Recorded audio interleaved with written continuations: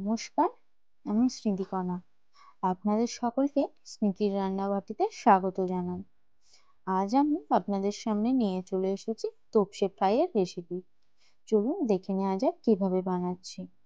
আমি মাছগুলিকে ম্যারিনেট করার জন্য প্রথমে দুটি পেঁয়াজকে গ্রেট করে নিয়েছি 2 চামচ পুদিনা পাতা বাটা, 1 চামচ ধনে পাতা বাটা, 5-6টি কাঁচা লঙ্কাকেও বেটে নিয়েছি, আর নিয়েছি 1 চামচ রসুন বাটা, 1 চামচ আদা বাটা, 1 চামচ গুঁড়ো হলুদ এবং অর্ধেক চামচ গুঁড়ো লঙ্কা দিয়ে ভালোভাবে মাছগুলিকে আমি ম্যারিনেট করে নেব। অবশ্যই স্বাদ মতো লবণও দিয়েছিলাম।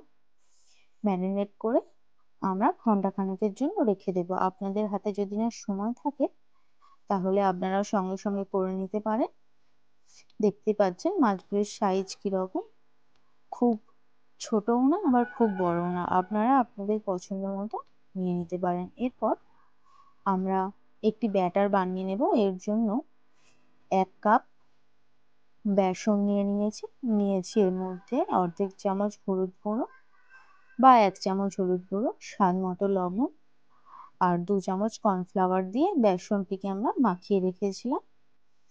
এরপর সেই ম্যারিনেট করা মাছগুলি আমরা বেসনের মধ্যে দিয়ে দিয়েছি। দেখুন, বেসনটি কিন্তু খুব পাতলা করিনি, আবার খুব ঘনও করা হয়নি, যেন ব্যাটারটি মাছের গায়েতে লেগে থাকে।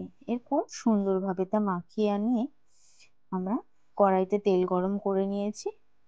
তেল গরম করে সেই তেলের মধ্যে আমরা একে একে মাছগুলি ছেড়ে দেব।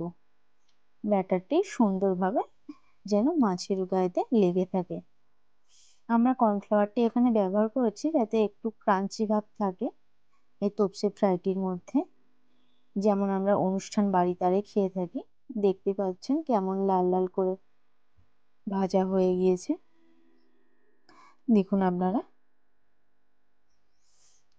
এখানে গ্যাসটির ফ্লেম আপনারা মিডিয়ামে রাখবেন, খুব হাইতে রাখবেন না।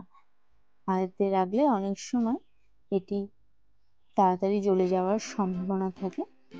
এরপর আমরা একে একে সব তোপসে মাছগুলোকে ফ্রাই করে নেব। হ্যাঁ, অবশ্যই আপনারা এই বেসনের মধ্যে একটু মৌরি দিয়ে দেবেন। আমিও দিয়ে দিয়েছিলাম, তখন যেহেতু বলা হয়নি সেই জন্য বলে দিলাম। আজকের ভিডিওটি এই পর্যন্ত।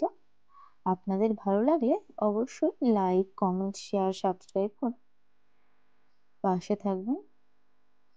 সুস্থ থাকবেন। অসংখ্য ধন্যবাদ।